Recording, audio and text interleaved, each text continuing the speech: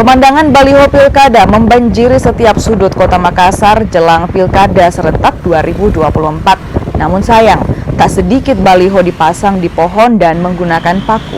Hal ini membuat kritikan atas aktivitas ini berdatangan. Baliho dipaku dinilai merusak pohon yang jadi paru-paru kota. Padahal baliho sejatinya untuk ajang sosialisasi diri, bukan untuk merusak pemandangan apalagi pepohonan.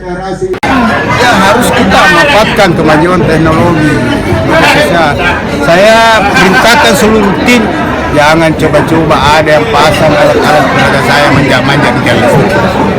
Apalagi memaku-makui pohon. Seandainya Allah ingin memperdengarkan itu pohon ketika dipaku-pakui, berteriak itu, jangan kekodong, pakui ya. Ini kan tim-tim, kan calon-calon lain, itu haknya. Ya, saya belum jadi wali kota, cuma hanya bisa mengkritisi. Menurut sebabnya calon ini yang paku-paku pohon Pak? Ya, kalau saya bukan kampungan Pak, itu haknya orang. Kalau saya ya apa ya, kurang cerdas.